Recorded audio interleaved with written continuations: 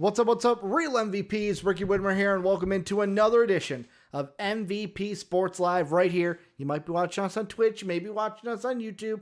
I am joined, as I always am, with my beautiful co-host, Dave Oster. Hey, everybody. Dave, how you doing? First day of February. You know what that means? 13 days from Valentine's Day. You know, very special day, right? Sure. My back fucking hurts, so unrelated. That ain't good. Turns out when it snows like 9 inches and then freezes overnight, you shouldn't try to shovel an entire driveway. I mean, that would be a pain. It was a bad call, okay? Mm-hmm. Should I have gone out there yesterday and done it when it was only half as high? Yeah. Ideally I would have. Yeah. Should I have done it before it froze overnight? Definitely should have. Did I do either of those things? Absolutely not. Yeah, I thought about that today as I looked out, and first time I'd looked out all weekend, by the way, at the snow. Because do you fucking live in a cave? Yes, you do. Yes, I do. I live in a cave. I don't look out I look out the kitchen window, but it's like I see like my neighbor's deck, and it doesn't give a real value for how much snow. I looked out my front window today. I'm like, oh, it's quite a bit of snow that we got yesterday. And I was you don't say. And I was like, I was like, if everyone just waited to shovel when the snow was done, it just wouldn't have gotten shoveled. I would have been like, well, I guess I'm trapped in my house. That's how that goes. Because how do you shovel it when it's that high? Do you have to like shovel half of it and then shovel it again? Well, you know, that was how I finished the job because I had hurt my back so much that I could no longer do what I was doing initially, which was just trying to pick up all of it. The whole fucking load. You just got to be a man, Ricky, and do the whole thing until you blow out both arms and your back. Oh. I sat down on the floor in my shower for literally 40 minutes after that. Yikes. I couldn't move. Yikes. It was... I would not recommend. Life lessons from the world of Dave. That's what we're learning right now. My dad was a good guy and was like, I got your snowblower ready and all that stuff. I was like, who needs a snowblower? Who needs a snowblower? Nah, fuck that. Snowblowers are really fucking nice. It turns out someone would have a great idea. But Dave, we got a jam-packed show today. A lot of football to start the show because of one thing. My Summer League basketball buddies. Summer League. We do have basketball on the show too. We basically have one trade that shocked the football world. That's all of our football for today. And then we got trade rumors in the NBA. We got an injury that looked scary, but ended up being not so scary. Thankfully, that we hope. So that's our NBA news. But before we get into everything, let's go through the housekeeping. Number one, if you're not a part of the greatest community in the universe, go ahead and join the MVP Discord, link down below, or !Discord to Twitch chat, get you into that great community. If you would like to support us, patreon.com/MVPvids is how you can go ahead and do that. Bronze, silver, gold, platinum, any level you would like to get rewarded for supporting us at a monetary value. You can also sub to us on Twitch. Amazon gives you Prime Gaming each and every month, which starts today. So if you haven't thrown it at anyone, why not throw it at us and get rewarded for doing so? Twitch subs are basically bronze patrons in our minds. Last but not least, we're on Twitch, twitch.tv/MVPvids. We're on YouTube, MVP Sports. Follow us and like and sub at all those places so you're tapped in to everything we're doing. But Dave, first thing we are talking about is Matthew Stafford is gone. He is no longer in Detroit. He's now in LA. NFC North brethren right there. That man took a fucking beating. He did. Year in, year out, he was good for it. That game against the Browns, man, where he's like, no, man, I got one throw in me. Let me make this highlight is making its rounds again. Is it? Because of the trade. Everybody's like, man, look at this tough son of a bitch. It's like he was undercover. Like no one existed for years. They forgot about him. So that video is all over right now. Yeah. Also, you got the whole deal is this: Matthew Stafford to the Rams for Jared Goff, 2 future firsts and a third round pick. Third round pick will be this year's. The future picks will obviously be in the future, the next 2 years, 2022 and 2023. There are some interesting things coming out about this, though, Dave, which, number one, there's one on each side. Number one, on the Rams side, apparently, before the Rams started talking or made this a deal, they first called the Packers one more time and went, are you sure A-Rod isn't for sale? Allegedly. That's all I'm hearing. I heard it on a Pat McAfee show today. I saw it on Twitter. Couldn't confirm. Okay. He could not confirm. Okay. He tried to. Could not confirm. Yeah. So apparently they called them, and then the other part, and yet again, the tweet is from @Tom E. Curran, that a source said that Stafford said, "I'll accept a trade anywhere except New England." A lot of people are saying that that's because Matt Patricia is now coming back to New England to help out Bill Belichick. It makes a lot of sense. So maybe the relationship there isn't so keen. Really? The head coach, you got fired mid-season? You're not happy to go just running back to his arms? That's weird, right? But he's on the defense, Dave. He's not going to be worried about the offensive guys under Bill Belichick. Matter. He's going to be working with Joshy McDaniels. The no fun league over there, Ricky. Ain't you heard? But, Dave, I will ask you this. Stafford's now a Ram. Are the Rams now Super Bowl favorites next year? Nope. Nope. I don't know if you heard of the team, the Chiefs. I'm in the NFC, Dave. NFC, Dave. Pretty fucking good, Ricky. Oh, man. Buccaneers could beat them. This is the start of Super Bowl week, Dave. I know. Bucks could beat them on Sunday. They absolutely can. But the whole point is the fact that the Chiefs are the champs. They're in the Super Bowl again. They still have Patrick Mahomes, Travis Kelce, the Cheetah, a fucking crazy good defense. I'm sorry, no one else is a Super Bowl favorite except that team in my mind. So the trade is the only favorite. Trade doesn't matter. You ain't gonna win the Super Bowl anyways. That's what you're telling me. It makes them the best team in the NFC, maybe. I think it makes them the most rounded team in the NFC. I think they found their one issue. They addressed it. I think they should be favored over the Packers. I think they should be favored over the Bucks. Yeah, with me though, yet again, I think a little bit differently. There are more than one Super Bowl favorite. I mean, by the definition, the word favorite would be the one above the rest. Yeah, but there's always favorites. There's always they're Super Bowl favorites. We put the S on the end. Picking a team from the NFC, it would be the Rams. Okay, because for me, it's if Tom Brady comes back, the Bucks are instantly in that conversation again. Aaron Rodgers and the Packers were one game away again, so they're in the conversation. Yeah, but they're going to add another backup running back, perhaps a backup quarterback. We don't know, Ricky. Apparently, people we're going to avoid all the pass catchers. They're talking about trading Jordan Love in circles, not the Packers themselves, but like Twitter and stuff. And it's like, guys, they're not trading Jordan Love. Who the fuck wants him? Who the hell wants Jordan Love? They made a big deal to get him. But besides that, it's like, what, 3 teams, Packers, Rams, and now Bucks, will be the leaders in the clubhouse next year. And, there's a part of me that I tweeted right away when the trade happened that I'm excited for Matthew Stafford because he finally gets to play for a team that will contend for things. Sorry, Detroit, but Matthew Stafford was basically going to be the Barry Sanders of quarterbacks, the Kelvin Johnson of quarterbacks. Literally any other Detroit sport athlete on the Lions of that position. Yeah, to where he was just going to get wasted away. Yeah. Here's the flip side to it, Dave, where there's a part of me that is also nervous for Matthew Stafford. And the reason why I say that is... Now, if if Matthew Stafford doesn't win a Super Bowl, we're not going to look at it and go, wow, Matthew Stafford was a bust. We're going to look at it as, well, the Rams did what they had to do to try to win a Super Bowl. It just didn't pan out. But if Matthew Stafford somehow fails and, doesn't win the division or gets knocked out in the first game of the playoffs, there is a chance, depending on how this goes, that this could change Matthew Stafford's legacy from good quarterback, never had a good team, so we don't really knock him, to, okay, we finally put him on a team that could get him to a Super Bowl, and he could help get to a Super Bowl, and it could hurt his legacy in some sense, depending on how all this goes, in my mind. I see 0 ways it could hurt his legacy, Ricky. This is a man who's played with little shit on his sidelines. So if the Rams don't make I'm just throwing this out there. If the Rams go 6-10, it is not Matt Stafford's fault. That's what I'm telling you. If they go 9-7 and don't make the playoffs, is that not Matt Stafford's fault? No injuries? No, it's a big fucking roster. If you can guarantee me an injuryless season, I would slap down $20,000 today on the Rams to make the playoffs.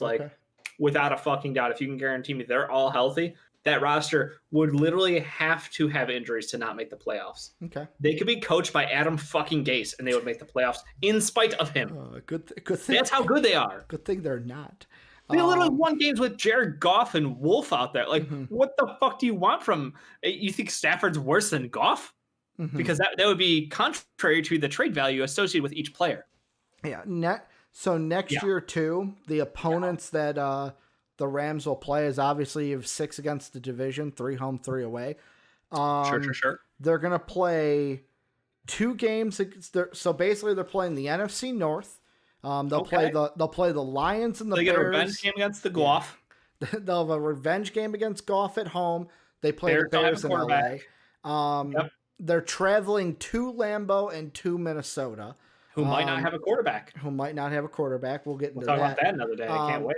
But then they play the AFC South. They play the Colts and Texans on the road. One might not have a quarterback. The other one doesn't have a quarterback right now. I would say both those teams could be in real bad shape, Ricky. And then they're playing the Titans and Jaguars in LA, which one of those teams. So literally, we're talking he could go 3-1 in the South, 3-1 in the North, and if he splits his division, he's set. And then the other 2 games, 1 road game in New York against the Giants and 1 home game against Tom Brady and the Bucs. And that's their I mean, you got to feel pretty fucking good if you're him now. I do. Pretty good. This is not, like, I throw out the hurt legacy thing because there's always the chance. But, no, there's no chance. And that's Aaron Donald and, his entire receiving core gets injured. That's what I was saying. Once you said injury list, I was like, nope, fuck it. Got to go all in here. This is absolutely going into it. I will defend myself. I was like, oh well, if they have a tough schedule, but like you said, there are some things that could change. Now, if the Colts get a quarterback, if they get Carson Wentz or someone, I mean, what are they? We'll talk about it, but what are they going to do? The Rams, you have to think if you're the Rams, and yet again, this was brought up earlier today on by Lombardi on Hammer Down, where it's the reason the Rams had to give up so much and why the Lions were like, yes, we're taking this package is because of Goff. Goff's contract, which is, I think he has 4 years left. There's a lot of guaranteed money coming this year if they don't get rid of him by some date, which they're not going to. Right, no, because he's their only quarterback right now. Yeah, he's their only one. There's a lot of people that are like, well, yeah, the Lions were like, duh, we'll take this because we're getting so many first, because we had to get that in order to take your garbage that you locked down for some reason. Supposedly, there is interest in Goff around the league. There was 6 teams interested in Jared Goff. Do you think the Lions should flip him? I think it's up to Motor City Dan Campbell over there. MCDC. If there's anyone who can motivate him, that's the guy. I mean, he doesn't seem to have reading a defense figured out at all. Pretty much goes up to that line of scrimmage and just does not know what the fuck is going on. He knows the ball's coming. Yeah, he's supposed to do something with it, but he's not quite sure every time. That's what we figured out about Jared Goff from all of the interviews. So I feel bad for the guy. I don't know that they're going to flip him. I think they will listen to offers. If there's something interesting out there, absolutely, why not? But I think that, just because he's under a big contract, he still is such a young kid. I don't think you have to flip him, but you don't have to, feel obligated that he's a trash quarterback. He's not a Super Bowl winning quarterback because we watched him lose one, but he's a good enough quarterback for where the Lions are going to be this season and perhaps next season. Do you think, and I'm going to go nuclear here with this question, so just be prepared for it. Is Jared Goff's career over?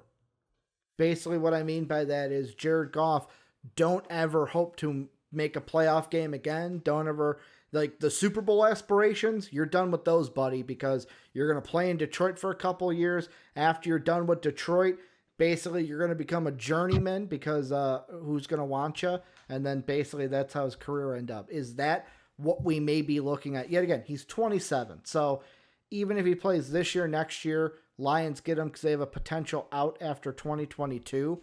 He would be a free agent entering his year 29. So he'd be 29 that next year. You still got some good years after that as a quarterback, but it's landscape is going to motherfucking Tom Brady's 45 going on 50. Tom Brady's the GOAT. Just saying. Aaron Rodgers is 37 going on 45 because he's going to play till 45. Like, there's a chance he could be, like, in my mind. Drew Brees played till 40. Philip Rivers played till 40. All great quarterbacks. I'm saying, like, it's not that he's playing till 38. I'm not saying out of Eli Manning played till 36. Yet again, not saying out of the league. I am saying that when he is, because how I see it, Ricky James Winston still is employed. No, and he's getting a chance to start for one of the best teams in the fucking NFC.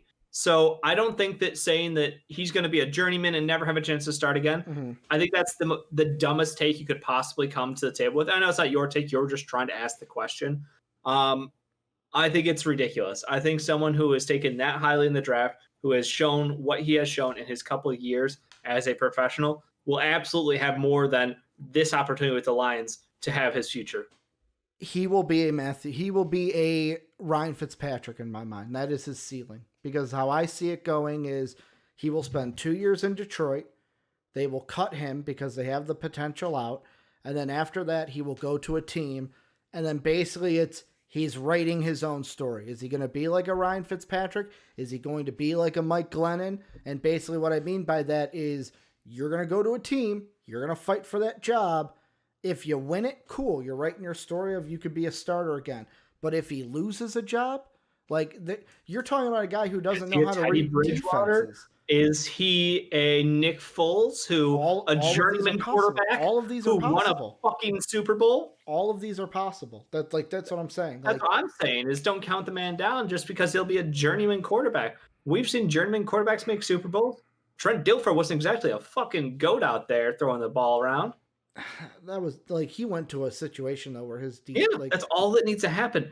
What are the fucking Rams, Ricky? Where did he just come from? A situation where Jared Goff needs to just not fuck up. Here's the thing, though. He came from that team. What team? And this is yet again, we're looking into the future. We don't really know the future, and this is why.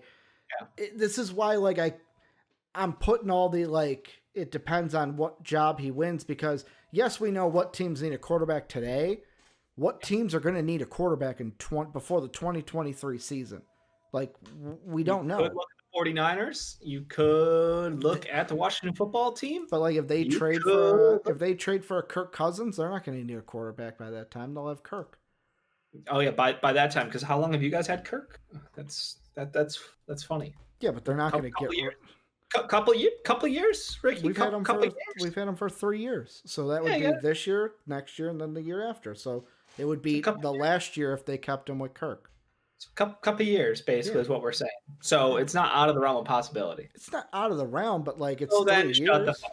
That's my point. The NFL changes landscapes so quickly. We had 9 quarterbacks, and now we're up to 14 quarterbacks. Teddy Bridgewater basically lost his job over the weekend. We heard Teddy Bridgewater. No, the fucking Carolina Panthers are going all in on Deshaun Watson. They tried to get Matthew Stafford. They lost. They will go all in on Deshaun Watson. So that's what I'm saying. Everyone's going in. Everyone's going all in on Deshaun Watson. That's just not everyone.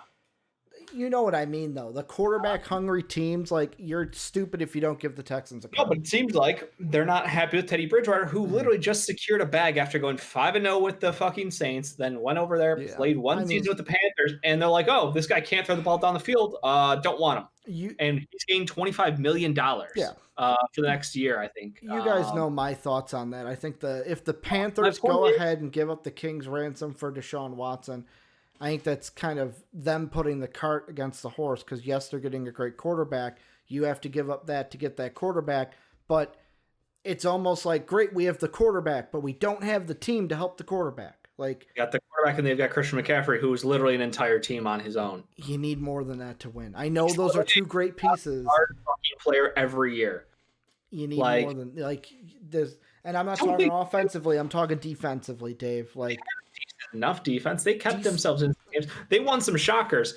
They did. I remember I bet against them. Yeah. I bet those are some games I lost. Talking Arizona. But that's the thing. Decent enough doesn't get you to where every team's goal is. When you have a superstar quarterback and a superstar running back, it could get you to a Super Bowl. That's all I'm saying is the landscape changes so quickly in today's NFL that I think writing off Jared Goff would be incredibly short-sighted. I think that he's someone who got drafted first in the first couple picks. It was either 1 or 2. I can't fucking remember him and once. He went 1 and once went 2. So he was the first overall pick for a fucking reason. Literally instant success.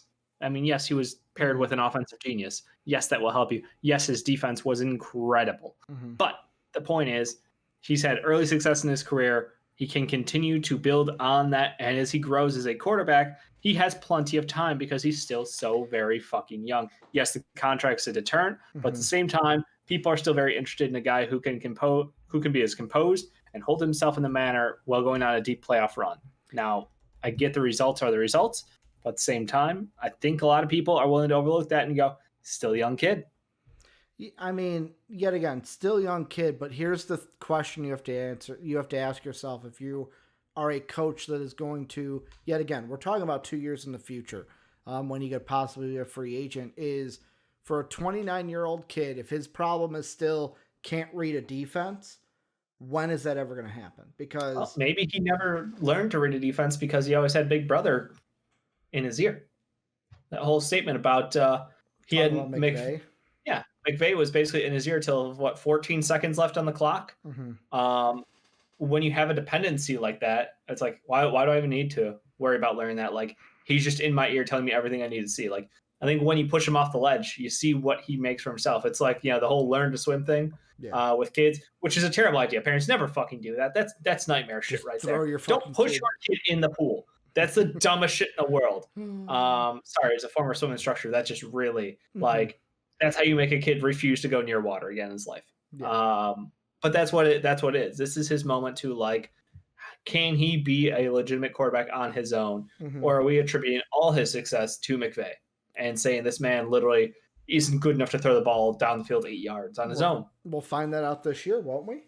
Absolutely. I mean, I want to say yes, we will, but like, there's a part of me that hesitates because there's a part of me that goes, are we going to do the same thing we did for Stafford, where it's like, he doesn't look that good, but he's on the Lions. The Lions aren't a good team. We knew that. Well, Stafford always looked good because it was those special plays that Stafford could make. It was the toughness. It was taking the hits, getting up again. It was all that shit that went around it. But the big question here will be, who the fuck is going to catch the ball? Because they're going to lose all three of their best wide receivers on this Lions team. Thankfully, this is a wide receiver loaded class, and they are pretty well for themselves in the draft. So, Ricky, I got to double back to your mock. With that being said, with Stafford moving on, do you think the Lions are a prime candidate to double up on wide receiver this year?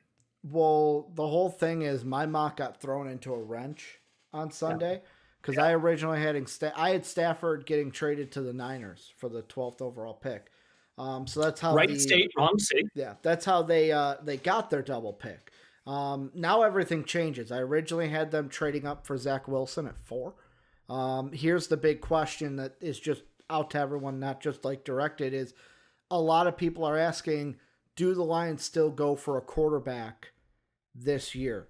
I have 2 ways you do this. It's either if Dan Campbell, and here's the thing. So far what he has said, we could take him at face value when he was like, or kind of the other side. I don't know how to put it, because the way I'm going is I got to talk to so-and-so about trading Matt Stafford. We don't know. Anything's on the table. He gets traded. The whole... it was already agreed to before he started there. I felt bad for that comment. It was like, dude, they had said he was gone before you even signed the fucking paper. Thing I even referenced like the day after his press conference where he talked about who would be the DC, and he even name dropped the guy, and he goes, there's a lot of great candidates out there. We're going to have to wait and see. I've already asked so-and-so. That so-and-so who was I can't remember his name right away, but he was the DB coach for the Saints. He got the job like hours after that press conference. It was announced that he got the job. So there's a part of me that's like, is Dan Campbell the guy where it's like what he says we take at face value, or is he going to be the guy that I'm not going to play my cards, but really if I say something I might do it's more likely I'm going to do the opposite. I haven't gauged it yet.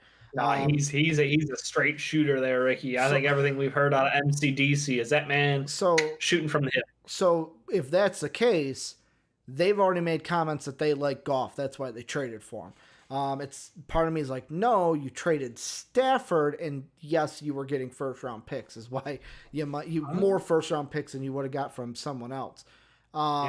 They have to make a choice. It's if you're going to keep Goff the full extension of his contract, which is 4 years, then I am not drafting a quarterback this year because. Yep. In my mind, I am thinking keep Goff all 4 years because, yet again, this is a rebuild, not a we're going to the playoffs next year. Yeah. At 7, you can either get a Micah Parsons that helps. You can get a wide receiver, depending on who's there. Yet again, Devonta Smith and Chase will probably be off the board by then. So it depends on do you want to go with a Jalen Waddle? Hell, if it's the case where all 3 of those guys are off the board, do you want to then reach for I think Moore would be the next wide receiver on many big board. That would be a reach. So a Micah Parsons would probably be the one you go with. Or they go on the other side. Hey, we know there's a potential out in Goff's contract. We got him for 2 years. Let's go ahead and draft a quarterback, whether that's Wilson, whether that's Fields, whoever's there at 7. Because if I'm the Lions, I am not moving up if I'm taking a quarterback, I'm not moving up for him. But the only way I'm taking one at 7 is if I know going in that I'm only keeping Goff for 2 years and getting out at that potential out. But I think I wait for next year. I think I wait for next year to get my quarterback of the future. I think you got to see what you got with Goff for one season at least. I would go for get him the weapon. Yeah. Get him a weapon at wide receiver. If Waddle is there, I absolutely strike. I consider more or consider trading back for more capital because, again, like we said, this isn't just a top 3 wide receiver class. It is 10 deep. So you could get 2 wide receivers, 1 in the second, 1 in the third or whatnot. So I really think that this is year 1 of just let Goff go, see how you can rebuild this roster in the image of Dan Campbell and with this new vision. And if after this year it's not successful, say you guys end up, 6-10 or 5-11, some shit like that. I think then, it's going to be 17 games next year, right? Yeah, I think so. Fucking all my numbers will be off, Ricky. All my numbers are off. All the numbers are off. But But you're at the bottom again. Then you address the quarterback because, like you said, then you're on the 1-year timetable. So you're like, hey, we got Goff as a cover this year. We can bring our guy along under the guise of, hey, when Goff struggles or stumbles, if he does, we got someone ready now. Yeah. The other thing, Dave, that this trade plays into is the fallout from it. The guys who did not get Jared Goff or did not get Stafford, what are they doing? There's a tweet that was sent out today that basically kind of put down, this is via Albert Breer on NFL Network, where the other teams in this deal for Stafford, Panthers offered the 8th pick and a late round choice. Washington offered the number 19th pick and a 3rd rounder. The Colts never offered the 21st, but discussed other packages. The 49ers never made an official offer for Matthew Stafford, which blows my mind. And then the Jets checked in, but didn't go far. So basically, the Jets did the adage of, hey, what's the price? All right, click, we got Darnold. The Niners weren't, to me, that proves that Shanahan didn't want Stafford. The Colts, the thing I take away from them is how much are you willing to give up for a quarterback, meaning which quarterback are they going to get? And then the other two, Washington and Carolina, may be full in on quarterbacks. They're going to get anyone and pay whatever price they have to.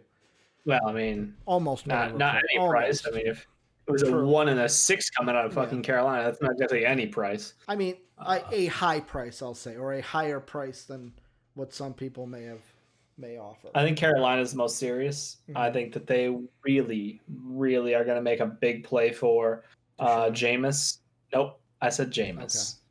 Okay. I think that actually no, I take it back. They can't do that. Like that's you don't take one out of the Saints pool, then a second one out of the Saints pool. That'd be hilarious. But no, I think they're the most serious. I think Washington is a team who is stuck in the middle. They've got Alex Smith still under contract. They would love to get someone else in there who is healthier, less likely to scare the crap out of your team anytime he takes a fucking hit. Yeah. So I see them going to the draft with theirs. I don't think they're necessarily, gonna go and try to pay big money for anyone available like a Kirk Cousins or a Teddy Bridgewater to come step in. Like, I don't think that's not really their route. So yeah, and right now I had to double check when it comes to Jameis, the 3 teams that are most involved that have picked up steam are the Panthers, the Bears, and the Colts.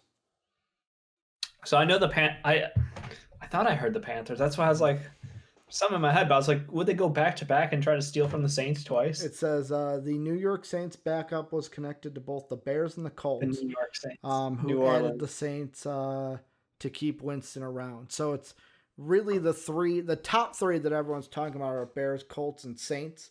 But yeah, I think the Bears make a lot of sense. The Saints, I don't see them letting go. But it all comes down to, will Jameis be promised the starting role? Yeah. If he's not, then he's leaving. In Chicago, he could easily win that role, right? Oh, yeah. No. The problem is that Taysom Hill kid down there, untouchable potential. So, you can't stifle that. But yeah, no, I think the quarterback drama will continue on. I think Deshaun. I mean, the Jets were so popular, but I'm starting to think Carolina for Deshaun. Miami, I haven't heard anything. I mean, it goes back to what we were talking about though last week. Like, do the Texans even trade him? You know what I'm saying? Like, would the Texans be stupid enough to be so hard-headed to be like, no, we do not want to trade you, to be so hard-headed to say, we're just not going to listen to offers because we don't want to trade you. We want you here on our team. I don't care if you want out. Like, is that even possible? Or would they listen to offers? It's the man upstairs, Ricky. That's right. I gotta do one of these. Let's see what pray on it. Say. Yep, gotta pray on it. But like, they can't be that dumb, right? To like not listen to offers and like gauge the room. Ricky, I have found new lows of respect. That's Dave's that's like, where I'm we're gonna at. try to predict what's gonna come out of the fucking. Can't do it. But no, they don't want to trade him. But he also doesn't want to play there. Yeah. Obviously, this will stalemate out at some point, and it's whoever can make it more uncomfortable. The problem is Deshaun Watson, really likable guy, a great community guy, great player, great interviews. He's nothing but positive. So the fact that he says there's something wrong here, everyone's inclined to believe him. The fact that we all hear what's going on in your front office means you're all batshit crazy. And we understand why he doesn't want to play for you. So, like, the amount of outside pressure on the situation will cause it to explode at some point. Whether he decides to threaten to not play games, I would really be interested to see if that happens.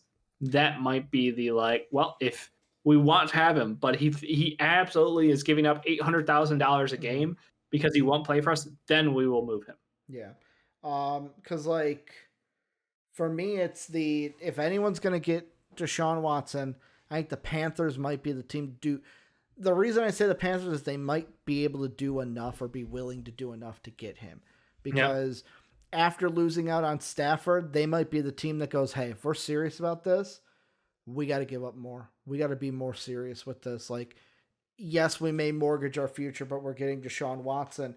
The 49ers and Colts are interesting to me, though, because the 49ers, I'm reading now that apparently, according to SI, the Niners had no conversations for Stafford, but Peter King was told, Peter King works for SI, that the Niners were in discussion for Matthew Stafford. So, like, conflicting reports there. But now it's like the Niners, everyone's rumoring them to be making a trade for Kirk Cousins, which if they want him, have him, take him. I'm glad. Like, I'll go to Kirk's house and pack his bags for him. I don't care. Couldn't be there fast enough. Yeah, could not be there fast enough. That's a bummer. Like, after watching his interview, he's a great guy. Kind of feel for him. He's a great guy. I love his, like, I'm going to call it this is the Illinois in me. It's the John Gross syndrome of love the guy, love the interviewer, but it's like, we're not winning games. We're not doing good. So he did win a playoff game for you. So, like, but that's not the goal. The goal is to win a Super Bowl, Dave. I know that every team is not there, but when you come one game close. 20, oh, wait, no. How many teams are in the NFL? 32. So 32. 30. 31 are losers every year. And let's say if your name isn't Brady, there's a greater than 50% chance you will not win a Super Bowl in the last decade. I'd put Mahomes in that. Brady or Mahomes. In the last decade, Tom Brady, Super Bowl, half the decade.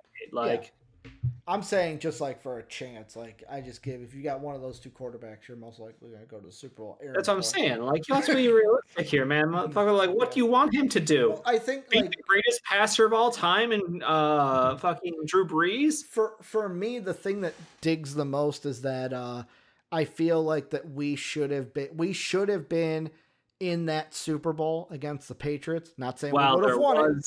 Not saying we would have won it. Some interesting calls. Like, yes, you guys did struggle with that. The Eagles played a great game. Eagles won that game. I'm not taking anything away from the Eagles, but the Vikings went out there and laid an egg. They laid a fucking egg, and that's the thing that hurts. Is like when that happens, Kirk.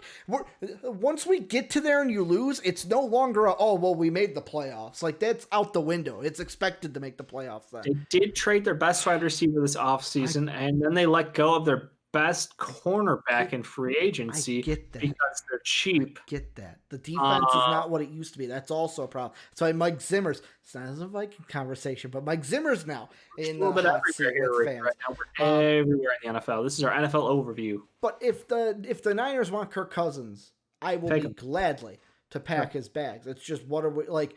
Are they going to give up what the Vikings will want for him, which would be to me, I think, at least 2 firsts. Like the Vikings. Yeah, I know. Laugh at it. Laugh at it. I would want a first and a future. That's what I would want. Because if Kirk is as great as you think. Matt Stafford got 2 firsts and a third. Kirk Cousins is worth a first and a 6th. The deal from the fucking... No, Kirk is worth more than Stafford. And the only... Wait.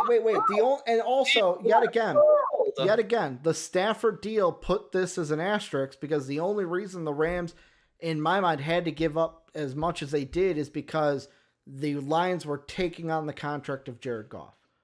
Right. So you think that he is worth that much more than Matt Stafford? I'm saying at least 2 firsts. That's what I'm saying. That's what I'm saying. Batshit crazy. I'm not expecting more than that, but like that is the 2 firsts and then any maybe 2 firsts and a 6, 2 firsts and a 5th. Like that's the value I'd look at for Matthew Kirk Cousins. His own team didn't trust him to throw the ball more than 10 times for multiple games. That's a Mike Zimmer problem. That is it's not like Kirk's like, hey man, I can't throw the ball. Like yet again, if Kyle Shanahan really wants him, that's the price I'm throwing out there. I guarantee you, if he pays a price, it won't be that. Then you're saying a first and a third? I think a first and a third is more than reasonable for Kirk Cousins at this point in his career. Yeah, I don't know. And even Eric says Eric says he would rather have Jimmy G over Kirk. Jimmy G back in that deal. I mean, Jimmy G might not be healthy enough to be on the field, so there's that too. Yet again, I am also someone that does not think a Kirk Cousins deal gets done. You're insane for thinking that you're going to get 2 firsts. So I understand why you don't think people are going to give up 2 firsts. I don't think it's that bad value. Like Kirk is a good quarterback. What did you pay for Kirk? What did we pay for Kirk? Did we trade him or get him in free agency? I thought we got him straight up in free agency after he was done with Washington. Guaranteed money at the time. That was the answer. Well, yet again, looking in hindsight, because hindsight's always 20/20, the Vikings had to do that. Yeah, we signed Kirk to the fully guaranteed 3-year, $84 million. That's a new precedent for guaranteed right after, but the Vikings had to do that, or they felt like they had to do that because this was a team that I would say is that Vikings team was exactly where, or close to where the Bears are now, where great defense. Really good defense for 3 years now. We need a fucking offense. We need a fucking quarterback to get us somewhere. That's why the Vikings did what they had to do. I got you. I feel been the best. Yeah. I feel the fear coming for Chicago. Dave's like, I live it. I'm living it. I'm not happy about what our future could be. So we'll see. But I think that winner deal here. Rams get Goff. off their books. Mm-hmm. They bring in Stafford. The price doesn't actually fucking matter to them because they hemorrhage picks, and they're still the best fucking team in the NFC or one of the best teams in the NFC. So I think it's a win-win deal here. Both teams get exactly what they need and want moving forward. Last thing I want to ask you, though, is if you are anyone associated with the Colts, are you panicking right now? Are you panicking, or what is your plan B? Because, like, this because Frank Reich and Carson Wentz has been written as stars for way too fucking long. Even though the Eagles organization wants to keep him. Yeah. Which means who else is on the table? You've got Matt Ryan potentially on the table. Matt Ryan potentially on the table. You've got Ryan Fitzpatrick out there. You've got Fitzpatrick would be a slight upgrade from Philip Rivers. Jameis Winston. They could bring back Jacoby if they want to. Definitely not happening. They made that pretty fucking clear during their presser. Unfortunately. Or apparently, Colts Nation always tells me in the comment section, Dave, they really like what they see out of Jacob Eason. They got Jacob Eason, Dave. They could really go with Jacob Eason. He's looking good. 21. Mac Jones on the board? Mac Jones.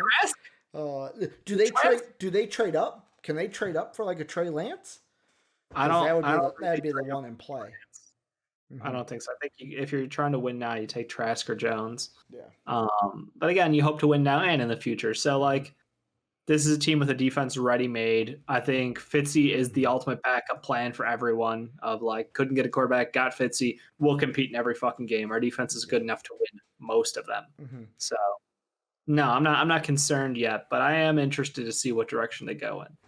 Dave, let's move on and do a segment we love to do, and that is Wet Boys. These are the dampest of dudes, soggiest of shooters, moistest of men, and sometimes the mistiest of misses. These are our players of the day from the day prior, in this case, the weekend prior. Dave gives a Wet Boy, I give a Wet Boy. Patrons at patreon.com/MVPvids, silver and above, get to vote for their Wet Boy each and every day. Dave, without further ado, who's your Wet Boy? The first Wet Boy of February 2020. Now, this is really a three-headed beast, kind of a Wet Boy. It was the game of the weekend in my mind. It was the most entertaining game to watch. And some of you are like, well, that game where fucking Russell Westbrook and Bradley Beal knocked down 2 shots to win the game with literally 6 seconds to go. And I'll tell you, no, sir, you are wrong. The most entertaining game of the weekend was not that. That was fun, but that was shitty for a majority of that game. No, I'm talking about Malik Monk, Gordon Hayward, and my boy LaMelo Ball coming in clutch. Honestly, this was an awesome performance. Beating down the Bucks when it counts. Giannis was getting the superstar calls like you wouldn't fucking believe. I hate screaming in Discord. Jake and I were watching that game, and the hype levels were off the charts. Bridges was dunking everything that came near him.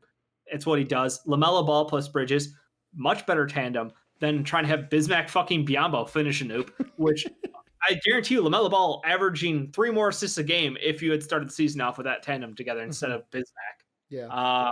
But no, I mean, LaMelo Ball just had one of the best games in his career right there. And I think, is this the average of both of those games? Yeah, this is both of them. Okay. Yeah, I'm not, fuck the first one. Don't even care. He had a phenomenal performance in the Bucks game.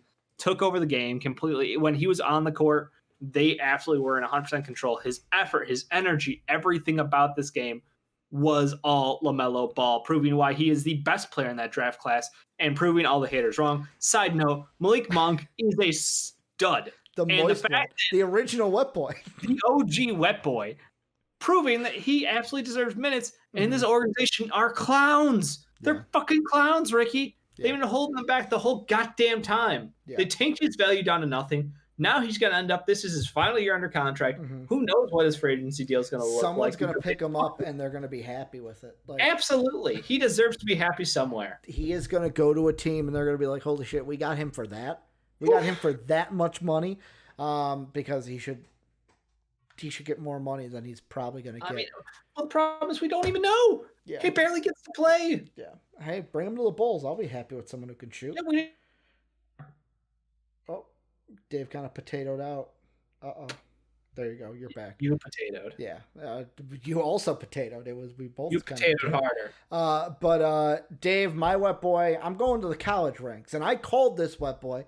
If you at Ricky Widmer on Twitter said, "This is my wet boy." Like hands down, does not matter what happened on Sunday. My wet boy was coming from Saturday because Dave, the Texas Tech LSU game was a fucking game to see. LSU had the game in hand, most of it, Dave. I'm sitting there going, oh my God, Texas Tech is not going to cover. My hands were on my head. I was worried. But in about 1 minute, my wet boy, Matt McClung, basically went ham. In a minute, had 2 threes, 2 of his 7 threes, which the story was written for McClung early on, where they're like, wow, this game's going to end. This was not really a good game for McClung out there. Didn't really shoot the ball well from 3. Made 2 threes in the final minute. Had a key steal later on, which led to 2 more points.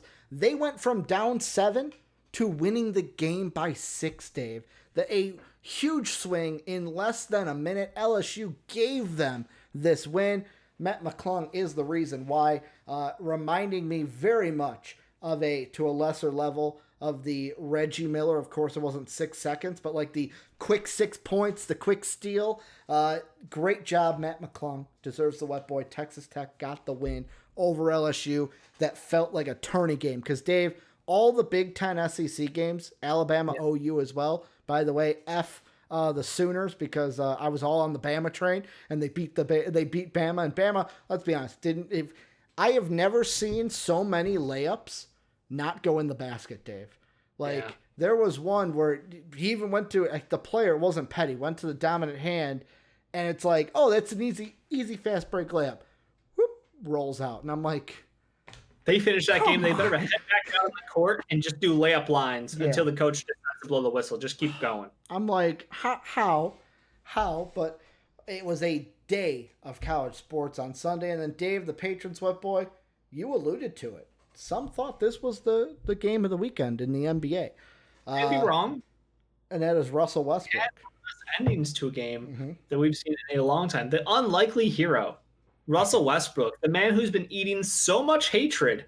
Everyone wants him traded. I don't know if there's any room left for anything else. He had 68 rebounds.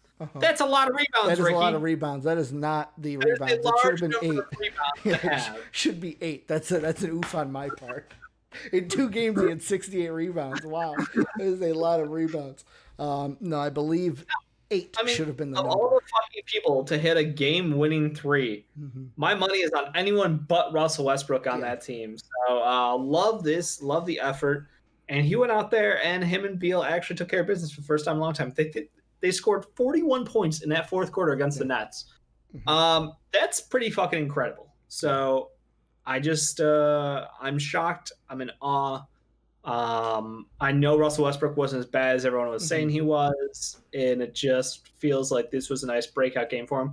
Do I think he's this type of player forever? No, but he will be better than he was before. You know, and he's not first 10 games fucking Washington bad. So and I give him a break. Let me look it up. I think that from that game yesterday, Russ had 41 and Beal had like 30. Yeah, Russ had 41. Beal ended up with, come on, ESPN. Yeah, Ricky was doing averages from, I guess. Those were the 2 games. Yeah, for the weekends you do both of them. Sometimes it's like you should just use one. Yeah, well, that's the thing. The last time I used one, it was like, oh, that's not the averages. Like I was like, whatever. Like we're talking about literally the game winner of a game where he had his most uncharacteristic thing. Shooting the 3 ball went well for him. I think he was 3 of 7 from 3 out there. 5 of 7 or 4 of 7. 4 of 7, even better. I mean, like that's craziness for Russell Westbrook. I mean, the man averages 20% from 3. He's no Jimmy Butler out there shooting a big old fucking goose egg this year. I mean, but he is, so well. He had 41. Beal ended with 37. Was it? So they both were scoring at a high clip. But Dave, let's end the show. We went a little longer on the Stafford talk than I thought we would. And I know that this next topic, whenever we talk trades, is going to go a while. So we'll go into the NBA trade rumors to end the show. But before we do, Dave, let's talk about today's sponsor of the show, Manscaped. Support I for talked MVP. about LaMelo Ball. We talked about LaMelo Ball. If you want the smoothest of balls and if you want the best balls on the court, you got to go with Manscaped. Supports for today's show is brought to you by Manscaped, who is the best in men's below-the-waist grooming. Manscaped offers precision-engineered tools for your family jewels. Manscaped is trusted by over 2 million men worldwide.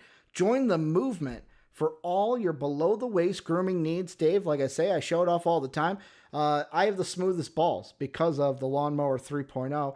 Also, watch today's show. I would like to a formal congratulations and a welcome to the Manscaped family to a certain Pat McAfee. They are now a Manscaped podcast also. Had the ad read for Manscaped on there. For a while. The first time I've seen it in a long time. Lately, it's been the CBD. On there for about 2 weeks, at least. All right, welcome to the Manscaped family. That's all I'm saying. It's glad to see you. I love when people are having the smooth balls, Dave, because I know the feeling that they give me, and I just want everyone to feel what I feel each and every day. That's why this is all new and exciting to you, Ricky. What? You're new to the game. This is all new and exciting. Dude, I've never. Have you ever gone smooth balls before? Yes. Because I haven't. I never went smooth balls. The most I would do is, all right, it kind of looks like it's getting a little unkept down there. Let's take the scissors and trim up a little bit. Never went clean shave at all. Now my balls are clean shaven. It's like, holy shit. The feeling is just so amazing. And it's all thanks to this little lawnmower, this little piece of magic from manscaped.com. So go to manscaped.com, use the code MVP, get 20% off and free shipping. That is 20% off and free shipping at manscaped.com using the code MVP. Your balls will obviously thank you. And Dave, we're going to wrap up the show talking about NBA trade rumors. And we're talking about JJ Redick because there was news over the weekend, Dave.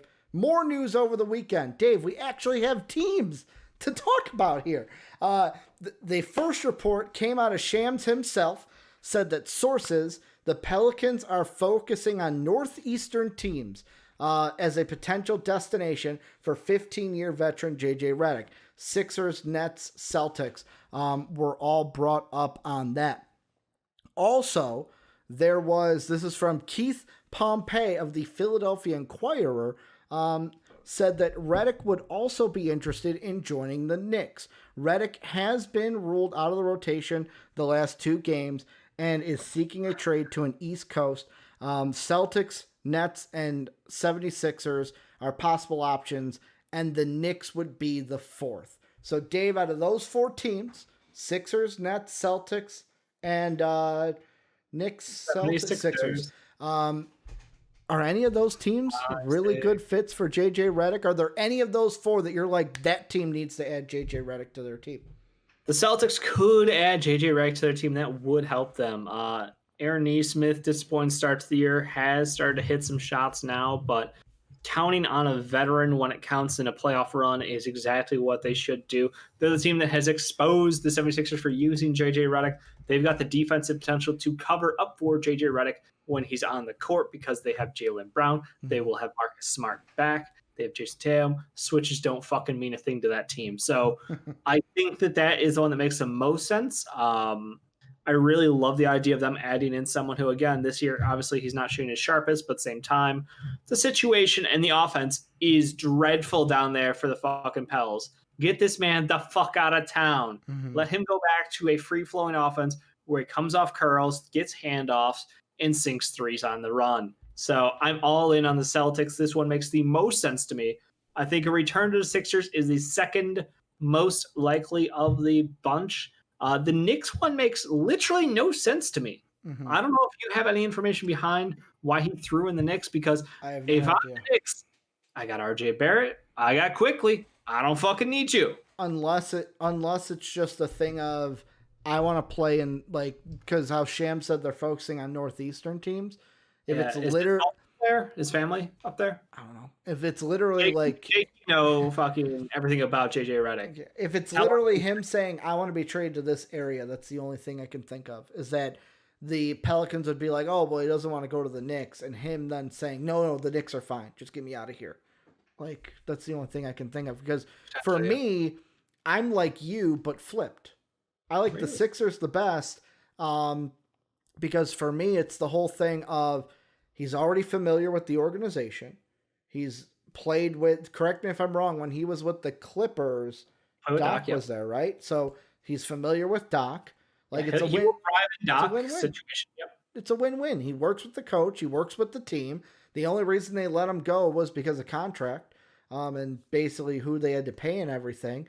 So that one makes the most sense to me. The only question is, what are you giving up for JJ Redick? Because with the 76ers, they would have to cut $12.9 million. So Mike Scott's literally in every single fucking trade with the Sixers. So I assume Mike Scott's $5 million. So that's $5 million right there. So you got about $7 million more to go. What else is on contract over there? What else are we looking at, Ricky? So Toby's not these are the ones I'm not putting in. Ooh, Toby, Ben, Joe. Exception? Who? Do they have a trade exception? No, Boston does. I think the Sixers may. They would need, so with Mike Scott, they would still need $6.6 million. Okay. That's what Trade Machine's telling me. To where your 1-year deals after, like, because Danny, Seth, Joe, Ben, and Toby are untouchable. So it's basically Terrence Ferguson at 3.9, Tony Bradley 3.5, Matisse at 2.7, Dwight Howard 2.5, Maxey 2.4. I'm just throwing out names, not saying all these are going in. But that's what you're working with. $2 million trade exception. I'm just telling you what I'm working with. I looked it up because I remember conversations around this, and I do believe they do have a trade exception from the Al Horford deal. Mm-hmm. So keep an eye out for that being in play here. Doesn't have to be for this, but it does. It was there. Yeah. So here it is. They've got an 8.1 trade exception for the Horford deal, a 35,000 exception from the Richardson deal, and then a $1.8 million exception from the James Ennis deal. With the so that's so they do have some money to work with there. Mm-hmm. So like I don't know why Trade Machine's not applying any of these exceptions to this trade is the question, but I know like Boston, they're a team that does it. Like that's why to me it's like Boston is number 2 on this list, because I think the trade exception for Boston is, they have the Gordon Hayward exception that is worth $28.5 million. Yep. And for me, I feel like the reason why Boston is 1, not 2, is because everyone's like, oh, what are they going to do with this trade exception? What are they going to do? If I'm bringing on JJ Redick, I would rather bring on somebody that maybe has a higher contract value, because some of the players that you're going to get at that higher contract value might be better players than JJ Redick. I know that it's all like a good player doesn't mean anything for what he's worth, but there are tiers to that. Sure. And again, we'd all prefer if the Celtics got a fucking center, but like that just doesn't seem like it's in the cards. No. Don't know what to tell you. Just doesn't seem like it's in the cards unless you're going to do JJ and, Steven Adams for the trade exception plus, whatever it takes. So I don't know. It's going to be a very interesting situation. Again, the Nets are a team that neither one of us mentioned here, and I'll just give them a little shout out. I have Joe Harris. Stay fucking home, kids. Like, you don't need JJ Redick and Joe Harris on the same team. You need to add defense. You need to add people who give a shit on defense. Let me clarify that situation. James Harden, good defender. Constantly get to talk shit about. Great defender. Kyrie Irving could not give a fuck about defense. Kevin Durant turns on and off when he needs to. You need to go out there and get yourself some defenders with whatever trade value you can. That's their real mission statement should be. Yeah, because I mean, like, they're in the same. The reason why I took them completely off my list is when it comes to a JJ Redick deal, $12.9 million. We've had the same conversation with them every fucking trade. Is where are you going to come up with the money? Yep. You're not giving up Joe Harris. You're not giving, like, would they basically do a trade that's revolved around Spence going to the Pelicans and JJ coming to the Nets? I wouldn't do that if I was them. So it's like, to me, it's a moot point to try to work out a trade for them. Knicks literally make no sense, but like I said, maybe it's a like a thing where he just wants to be A, out of New Orleans, B, in the Northeast. I think the Sixers and the Celtics are the clear option.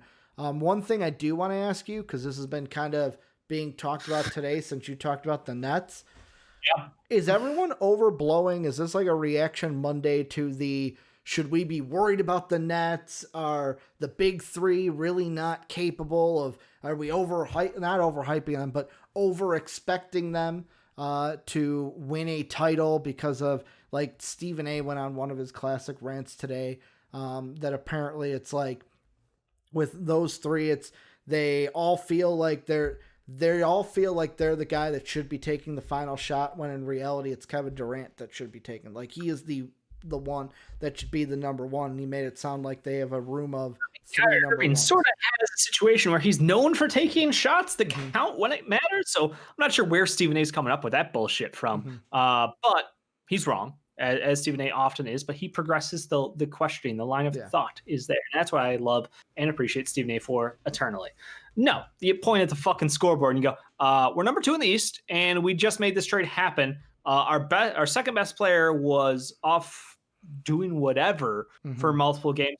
We're going to be just fucking fine. Don't overreact to a game against the Wizards in goddamn January. Like, people are so... Is it just a game against the Wizards, though? Because, like, they had the games against the Cavs. Like, since the big three have become what they are, maybe it's because we just expect them to blow everyone out, and it's just not going to happen that way. I mean, I don't know who expected that to happen. I think everybody looked at the roster, so they traded away their center. That's going to be a problem. I mean, when you have three of the... That's going to be a problem. They have no backup point guard. That's going to be a problem. Okay. I mean, I just look at it. You got three of the best players in the world. Like, yeah, sure. 3 of the best players in the world and the second best team in the East. What more do you want from them? They're playing against the fucking... Literally, the only team above them in the East is the Sixers, who have one of the deepest teams. We're getting production from Joel Embiid. Unheralded production from Tobias Harris. Nobody's ever fucking considered Toby being able to put up numbers like he is on the efficiency that he is. They're getting great play out of multiple role players on the team. Ben Simmons has stepped up when Joe has not been there. Like, literally the only team better than them is the Sixers right now. And this team doesn't give a fuck about that. You want to know why? Because they're going to hit their high point in the playoffs. People want to talk because they want to hate. That's all this is. This is people who want to be like, James Harden sucks, Kyrie Irving sucks. I told everybody they both suck. KD can't win without, Curry and Draymond and Clay and Kerr. Like, that's all this is. It's just a giant fucking hate fest on the Nets. They're an excellent basketball team who is completely going to be great in the playoffs. The problem is exactly what it is, though. They have no depth. They have a lack of role players on this team. They play no defense. Those are just those are the facts. It is what it is. People who are coming with other arguments just aren't looking at the argument at all. They're just blindly throwing hate. And it's like, if you want to throw a tantrum, feel free. But I'm not going to have this conversation every fucking time they lose a game. I mean, to me, it's one of those where the thing you said that is so true is playoffs are different than regular season. Like, a best of 7 series is nowhere near the regular season. Regular seasons, you are going to have highs and you are going to have lows. I think the thing that people are panicking about or overreacting to is like, so Washington beats them. Atlanta, probably a team they should have beat. They did, but Atlanta took them to overtime. You've got Miami, only a 4-point win. Cleveland beat them twice in a row, which was kind of shocking. And I think that the reason why it was most shocking is before that, like, they were on a streak. They were beating Denver, beating Milwaukee. 7-3 in the last 10. What? 7-3 in their last 10, which is good for the second best in the East. Yeah. I mean, the thing that I'm getting at in me, the only problem I see with the Nets, if there is going to be a problem, is that, so I was listening to Stephen A. talk, and while I'm listening to him talk, I'm thinking, you look at their 3 guys, and I look at Kevin Durant in this sense. Will it hurt this team that Kevin Durant, who is to me the clear number 1, he is if anyone's looking at it to where it's like, who's the best player on that team? It's Kevin Durant. Kind of like on the old Cavs teams, it was just LeBron. It's LeBron. And difference is, yet again, difference with LeBron and KD we've talked about, is LeBron is more of a leader than Kevin Durant. Where is that going to hurt them? That none of the three have a real sense of being like, do any of those three, Kyrie, Harden, or Durant, need to be a great leader for this team to be successful? Like, that is the thought that came in my mind today. Because Harden, everything that came out of Houston, I would not call him a good leader. Kyrie, through his career, everything that went down in Boston, everything, would not call him a great leader. And then Kevin Durant, we know that he is, from his time in the Warriors, he's more of a guy that's like, just let me do my thing, let someone else do the whole leader thing. Yeah, I made this argument already. I'm not going to have it again. Like, I'm 100% on the side of there is no leader in that locker room. It's just the coach. You have two great coaches on that staff who are the leaders. Mm-hmm. There's nothing wrong with that. There's absolutely nothing wrong with that. You're saying Kevin Durant's the best player on the team? Don't know that he is. Don't know that he is. Okay. Second number two. Just the Cavs, because the Cavs play big. The Cavs have more bigs than they do. Yeah. Guess what? They can beat them on the boards. They can beat them on the fucking glass. They can beat them in the paint. Mm-hmm. They have no answer for that. I mean, what Drummond had, I don't even know how many rebounds Drummond had, but he had a lot in those two games. Yeah. Because I remember each time I looked at those games on FanDuel and went, you know what? I'm going to bet the over on Drummond rebounds because he's probably going to have a shit ton of rebounds in those two games. When Sexton popped off for like 40 plus. Good point. And again, defense shocked. Mm-hmm. And the other one, they got murdered. So it's the same thing. They have no one to stop them in the paint. Yeah. They have no one to protect the glass. Okay. The argument is there. If people take a step back and just stop going, well, the Cavs beat them twice. Well, the Cavs aren't a bad basketball team. How did the Cavs beat them? Where are the points coming from? Where's the defense at? I don't know, guys. No, the Nets are bad. The Nets are bad. Called it. Cavs lost to the T-Wolves with no D'Lo, no Ket, no Naz Reid. I don't know. Cavs might be bad, Dave. No D'Lo, no Ket, no Naz Reid. How do you not beat the T-Wolves? They got out-rebounded by 21 in one of those games. Talking about the Nets? Yeah. Okay. Yeah. What was the turnover numbers for each team? Turnovers in game 2, the Cavs had, 12 to 11, so about dead even. About even, yeah. Even, yep. And that's the thing. You got to win the rebound battle, you got to win the turnover battle, and you got to get to the stripe. Those are the three big things that are going to help you win games. Really check game 1 that went to OT because that should have some hilarious numbers quick. That's the one where Sexton popped off, right? Sexton was game 1. Yeah, that was the OT game. That was. Yep. See, that game was interesting because Kevin Durant and Harden both fucking popped off for rebounds, and Joe Harris. Yeah. Long shots, long rebounds, baby. Yeah. So they were about dead even there. Mm-hmm. But yeah, it was a very ugly game. Yeah. I agree with you. I think we're worrying about the Nets. Let's wait and see. Let's wait and panic when they're like down 2-0 in a series if they 50, 71. 50, I mean, 71. That'll do it. Like I mean, you remember that fucking the Jazz Nets game that happened over the weekend? Mm-hmm. Or not Jazz Nets, Jazz Nuggets game. Yes. Words, my brain. Yeah. Everybody was like, Jokic just dropping like 40 on them. Like, this is crazy in the first half. Like, he was unstoppable. Mm-hmm. Yeah, as a team, they were shooting like 60, 80, 100. Yeah. Like, what are you supposed to do when the other team can't fucking miss? Like, everybody, Gobert getting, called out for being a choke artist again. Mm-hmm. Like, Gobert wasn't even guarding him for half the game. Derek Favors got burned. Bojan Bogdanovic got burned. Mm-hmm. They got pick and rolled. Like, again, I know I'm just hating because the Reddit threads are just people who don't watch games, and that is one of my biggest hates on people. If you want to make an argument, that's fine, but like, make it harder to blow over than like a paper bag. Like that's all I ask for. Like, I will look say at why this is happening. The Nugget Jazz games that we have seen this year have been some of the best games I've seen all year. I mean, the fucking Nuggets offense just if Will Barton hits 5 of 5 from 3, you're fucked. Yeah, like that's not supposed to happen, guys. I don't know what to tell you. Yeah, it's not.